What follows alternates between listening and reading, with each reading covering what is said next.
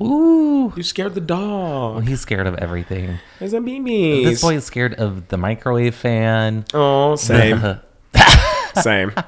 Have you ever sat, next time you turn on the microwave, sit and just start thinking about the fan? That's a scary experience. What are you talking about? Have you never done it, have you? No. Try it out. Then get back to me. Try it out and then get back to me. I'm not going to entertain this nonsense.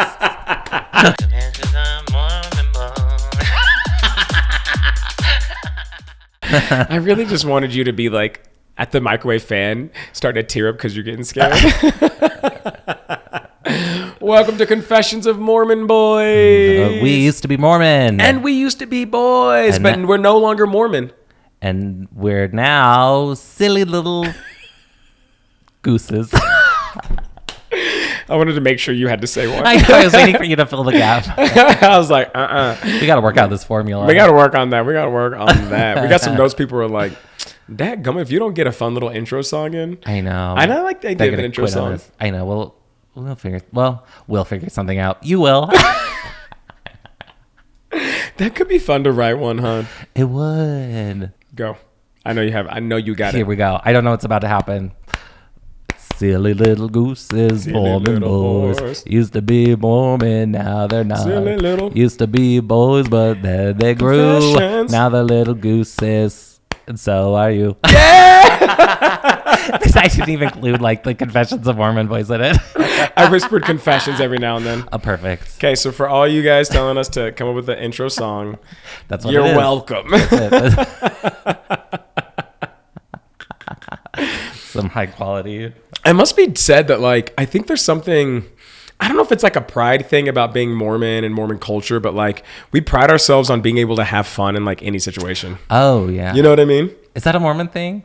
I think so. I think it has to do with like going to college and not drinking and being like, Oh. and whenever people are like, you guys can't drink, we're like, no, we have a good time without it. I still kind of feel that way. Yeah, I do I'm too. just like, if you can't have fun sober, what makes you think you're all that fun? Yeah. drunk? It's very Benson Boone energy to be like, I'm gonna do a flip off a piano and be the life of the party, Yeah. high on Sprite. You know what I'm saying? Like it's like not about the narcotics. And maybe there's something I still feel about that where it's like that literally I went to like England with a friend and someone was holding on to tickets for what's the cursed child that we were going to see? Yeah, Harry Potter, Cursed Child. The live or whatever. I'm like not doing a great job with this.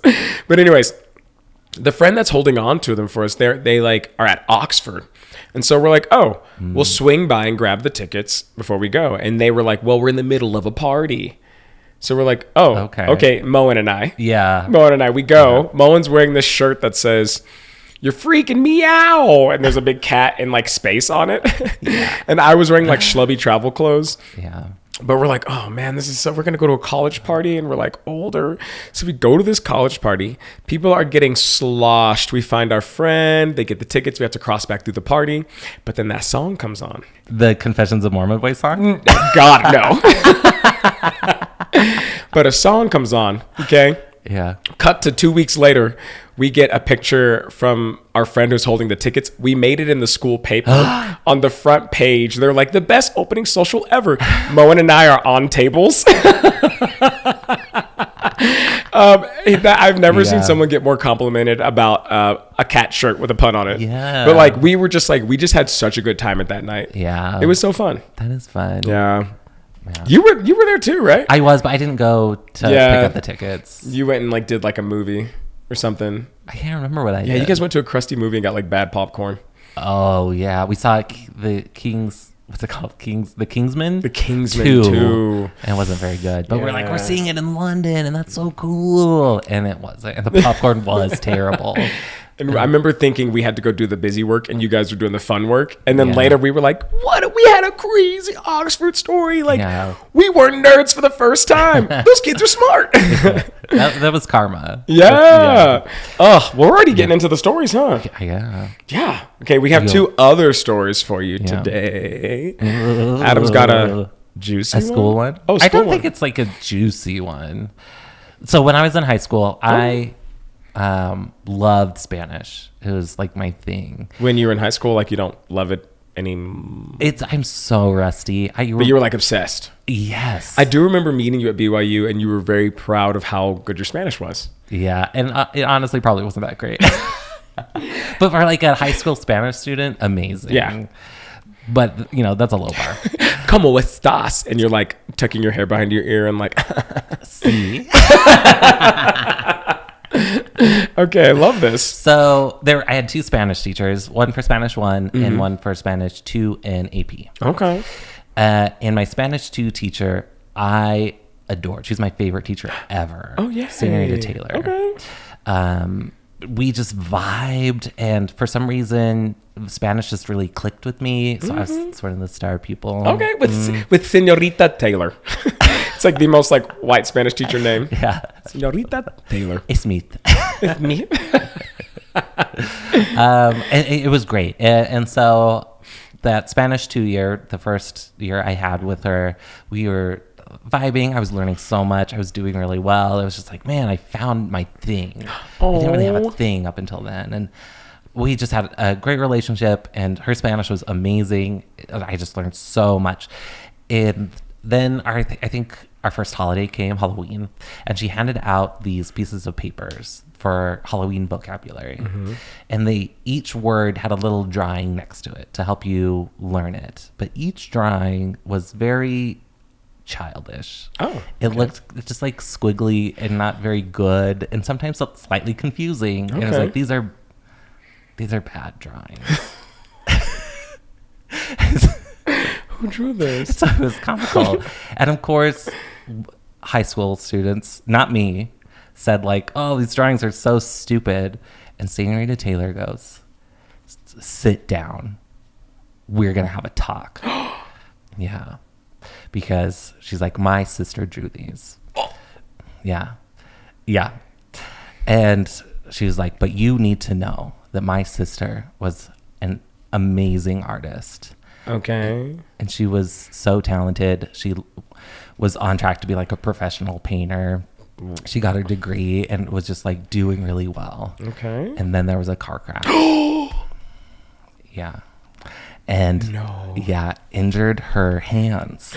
So she couldn't really grip things at her mouth. Sorry, I just pointed to my mouth and said, did she use her mouth? But I'm going to listen to the story. I'm getting excited. Yeah. So she couldn't grip a paintbrush. And in the wake of this accident, she realized she would never be a professional artist and went into this deep depression. And it went on for years. And eventually, Senorita Taylor and her other siblings are like, we need to help her and get her back on track and let her enjoy her passion regardless of what the outcome looks like. We love. And so they have a little intervention with her, and after a lot of encouragement and some time, they finally get her to start drawing again using her feet. Yeah. Okay. And so she's learning to use her feet to draw these pictures, and a way to motivate her to do more was like, hey, my Spanish class, we need pictures for different holidays to learn different vocabulary. So she drew all these little doodles for these sheets. And she's like, I know they're not the best in the world, but these are really important to me and my sister and our family, and it helped her out so much. And while she still has hard feelings about how her life turned out, this helped dig her out of this deep depression and got her like on the right track and helped her appreciate her passion again after years of being away from it. I love that. Yeah. It's not true. No. No. Oh my gosh, I'm about to cry. Yeah. I'm like, this is the thing. You know you got me, because I was gonna say something about them dirty ass feet. I think feet are so gross. And when you said she was drawing her feet, I caught myself and I said, you know what? There's a time and a place. Be respectful. Right now, leave her little goofy ass sister alone. Yeah. Yeah. Wait, it's not true, like she made it up, or that you made this up? No, she made it up, because every year someone made fun of those pictures that she that she started telling them this story. And then when someone would inevitably be like, is that true? She'd be like, no, but it could be true.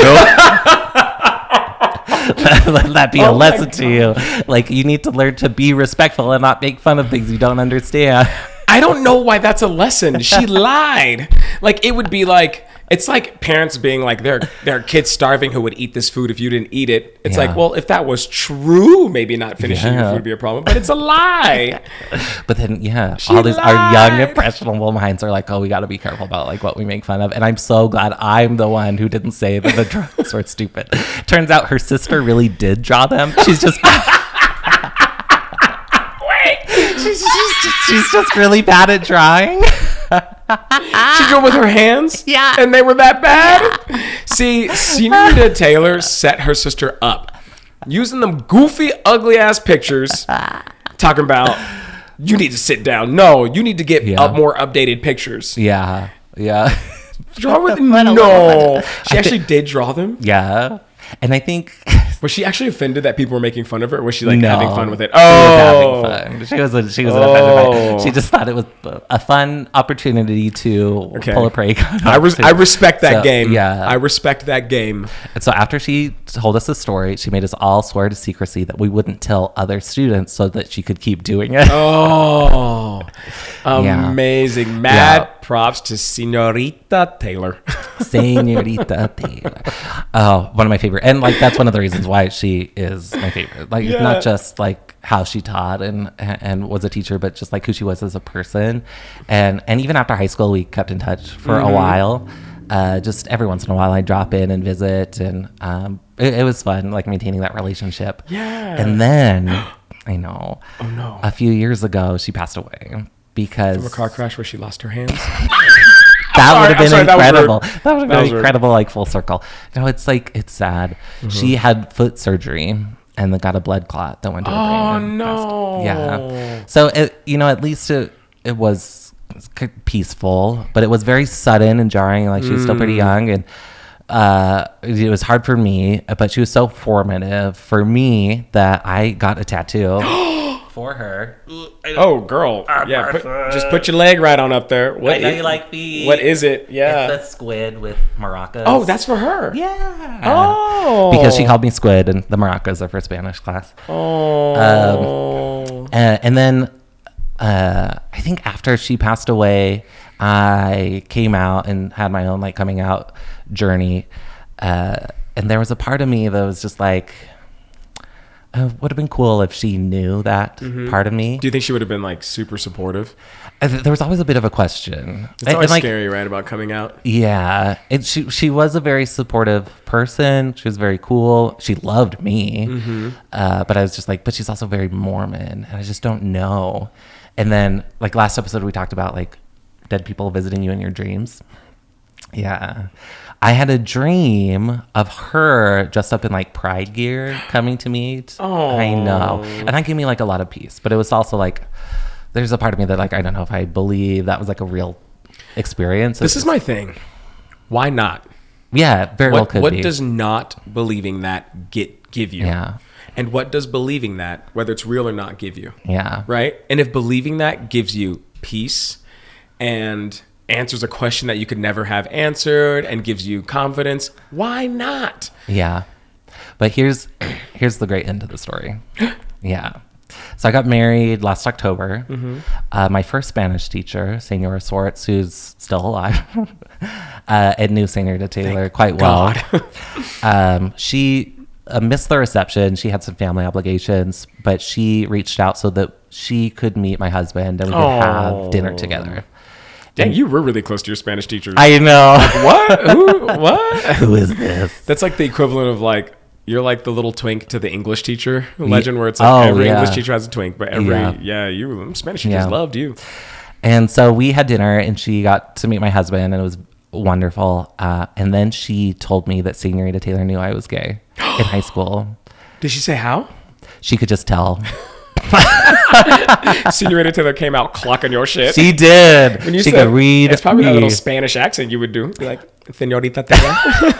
It's like, why does he doesn't have a lisp? That's not in English. The Spain accent. He's doing it a little too lispy. A little Senorita Taylor. But yeah, they had a conversation back when I was in high school because she brought it up with Senora Sorch. And it's like, I'm pretty sure he's gay. And she loved you so much. Yeah. Oh, Adam. And that meant so much to me because she knew the whole time and she was just so loving and so cool to me. Yeah. Like way before I knew. And so after that meal with Senora Swartz, I went in the car and I told Jason, my husband, I was like, I just need a moment to cry about this because it means so much to me that this person who I love so much and who's gone and then we never got to like be fully open with saw the real me this whole time. And was a big fan. Yeah. Didn't just see you, but like loved you. Yeah, I'm tearing up now. Yeah, good. Just thinking about it. Yeah. And not like a fear not tear like a up. scary one. it's a happy, emotional tear up. Adam tears up with scary stuff sometimes. I do. That's so beautiful. I think that's like actually like kind of I know it's human, but it also feels very LDS. It's like the way we like talk about genealogy and history and like remembering our family members. It's really cool to be like, Senorita Taylor will always, in a way, kind of be with us. Yeah. And now you like her legacy, her personality, the like love she showed, her playfulness. Like I feel like I know her a little bit now. Yeah. Oh, she's wonderful. That's so great. Well, we maybe should have had you go second because mine's not. You get the very different tone over here. I'm so sorry. Mine has to do with the MTC, the Missionary Training Center. I was always super, super, super excited to go on a mission. I actually thought that I would die after my mission. Really? I just could never imagine life afterwards. The pinnacle of life in my head was always the mission. And then I was like, I can't imagine what's going to happen afterwards, so I'm probably just going to die, which was a weird leap. But plot twist, didn't happen yet.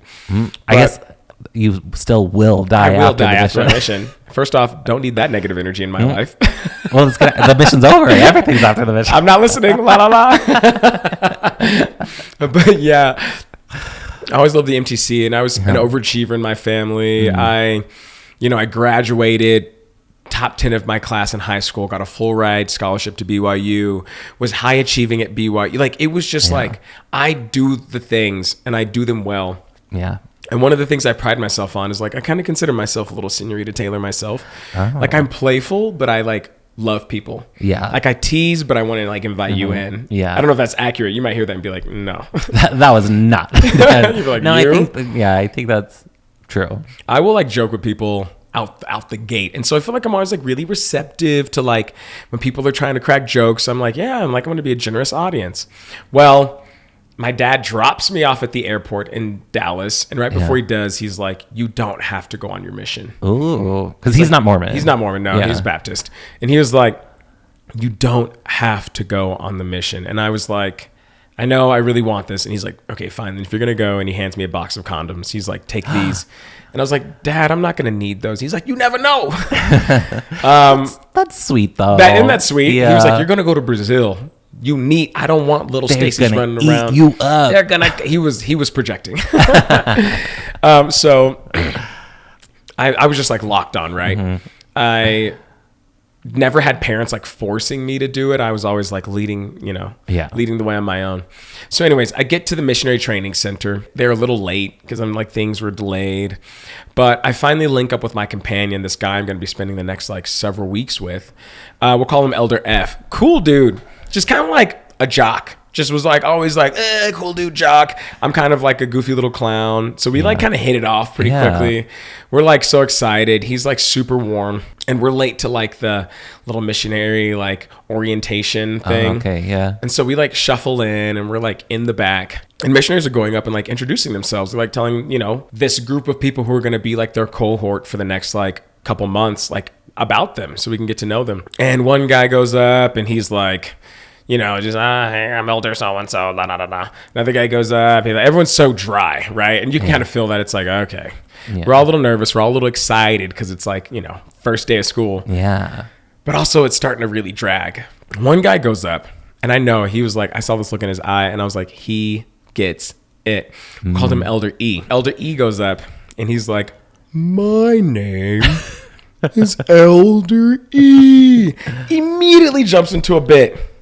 No one responds. And we were like, tough, crowd. Yeah. So me and my companions start having a good time. We're like laughing. We're patting backs. People are like so uptight. They're like turning around looking at us. They're like, oh. We're not supposed to have fun. We're missionaries. No. And Elder E is committed. He leans in. He does the bit the whole time. He's like, I'm Elder E. Boom down. And we're just like, we're validating him. Me and my companion, we're just like, eh. Are we sure he didn't just have like a speech impediment? Yeah, he's like vibing. It's so funny. I've never heard anyone speak like that, right? Yeah. So we're like, yeah, okay, cool. And like, people can be a little uptight on the mission. Oh, yeah. So he comes down and everyone finishes. And afterwards, people are like giving us a little bit of like stink, a little cold shoulder. And we're like, because we were probably just like having a good time. And they're like, you can't have a good time. And we finally run up and meet Elder E. And we're like, dude, your bit is so funny. It was so good. And he's like, what? Oh, no. Elder E had a speech impediment. He had a speech. In my 18, 19 years of life, I've never heard anything like that. Yeah. He had a speech impediment. And we missed like the beginning where people are like chilling and chatting. So we didn't get the exposure. We come up, we think homie's doing a bit, not being supported. So we're hooting and hollering, having a good time laughing. The whole time the other missionaries were like, these guys are dicks. I thought Elder E was just committed. I didn't know he was like afflicted. Yeah, but missionaries are so young. Dude. They don't know better about so many things. But that was also dick moves. I look back on how bold and brave Elder E must have been. He just plowed through. Yeah. He didn't like respond negatively. It would have helped, or positively. He just like plowed through. And for the next 2 weeks, we were having so many people being like, you're a lot nicer than I thought you were. Everyone was like, we knew you guys were jerks. You're not here for the right reason. Yeah. I was like, we thought we were being like supportive. We were the only ones who got him. I remember being like, incredible. And we were like laughing a little harder just to be like, no, you're doing great, dude. There's a place for you on stage. Was there any part of what he was saying that was at all funny? No. He was just doing a bit. It was kind of funny. Like it was a little funny, but maybe not as well, see, now I sound like a real jerk because it's a real impediment. But it was like, I thought he was doing like character work. Yeah. He was like, I'm Elder E. And we were like, this, and it was one of those things it did get a little funny as time went on. It's like that Family Guy joke where he's like holding his knee just over and over again. I can kind of relate. When I was in middle school, there was a kid in my class with cerebral palsy. Adam. I had never seen someone with cerebral palsy before. So early on in that class, I went up to him and I was like, why do you walk like that? And bless his heart. What did he say? I think he just ignored me and walked by, and then another student came up and was like, he has a thing. Like, I don't think they knew what it was called. But it was just like, no, he really walks like that. It's not a bit. Yeah. This feels like a beautiful tie-in to what Senorita Taylor. Oh my God. Her memory's gone. Dare you disgrace her memory. I'm so sorry, Senorita Taylor. Senorita Taylor. I switched them. I was like, Senorita Taylor. It's true, though. Don't make fun of things you don't understand. Yeah. And like, and in my defense, I was trying to be, a lot of my stories are like that. I was trying to be a good person. Yeah. And I think maybe that's another point too, where it's like trying to be a good person is not bad. That's good. But it's not the same as not causing harm. Yeah. And if you are like, and we totally found Elder E and we're like, we are so sorry. We thought, that's nice. We explained, we thought you were doing a bit and that no one was supporting you. And so we wanted to support you. We were like, that's brave. Yeah. People need to loosen up. And he was so sweet. He's so chill. He was like, no big deal. And just like did his thing. And we're still connected on social media. We didn't serve in the same missions, but I think he's like left the church since. Yeah. We should have him on. It'd be a really long episode.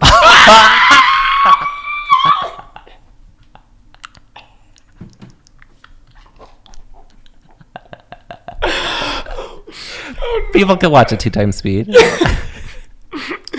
Well, I think that's on that note. Well, you could find me at Stacey Harkey on Instagram and Twitter.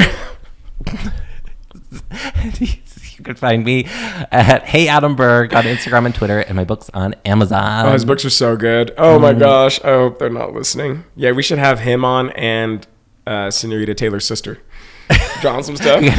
He can narrate it. Okay, we're done. Bye. You join us next time on Confessions of Mormon, boys. I got nothing. Bro, I'm going to hell. Oh my God. Why are we bad people? We.